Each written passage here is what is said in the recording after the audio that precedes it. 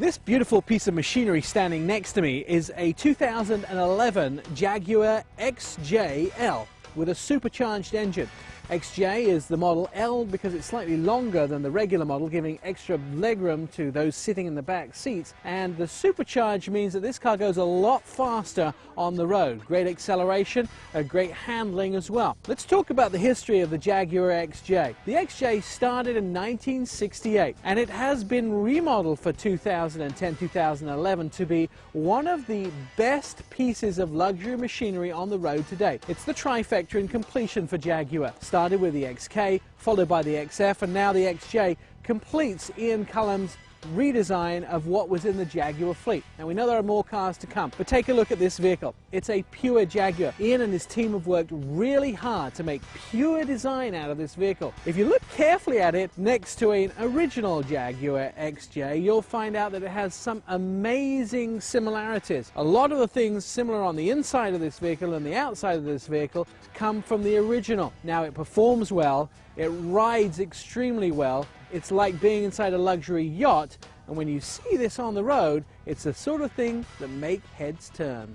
The mechanics from Jaguar's engines is world famous. The supercharged, world famous as well. Mount them together in this vehicle. Gives you a 5-litre V8 with 470 horsepower. The adaptive shift control inside the vehicle is also second to none. Gives you those shift changes at speed that are really smooth and you never feel like the engine is straining. It needs those 20-inch wheels on the outside to keep this vehicle on the road, because when you put your foot down, the 0 to 60 times will actually scare you a little bit. Very powerful ride put into a very beautiful exterior. That's a big key thing for Jaguar. Their designs are pure and they're also very exclusive. You look at this car on the road and you can see it's a Jaguar for a mile off, even though you've never seen it before, but at the same time it has a very individualistic look. Looking at the exterior design of the vehicle, you can see the large grille makes it look aggressive. It almost looks like a jet fighter with a large intake at the front. Maybe it should be going 500 miles an hour. Ian Cullum's big thing about the design of a car, especially a Jaguar, should be absolutely pure, and those pure lines exist in this car. You tell me where there's a line that shouldn't be in this car. It's absolutely 100% perfect. The daylight opening space, the space on the side where the daylight comes into the vehicle, that's the silhouette of the vehicle. That's what you really notice about the vehicle. And I saw some of the original sketches that they'd done of this car, and it already looked perfect when they had it on paper. When the real thing was made, it looked even better. Right down to the color of this vehicle makes it look aggressive with a wide stance. Those back lights are vertical instead of horizontal, which really fills out that cat feeling. Look at this vehicle. It looks like a Jaguar. It's ready to pounce. You can see its shoulders, its hips, and that forward motion. It's ready to get on the road and it's ready to move.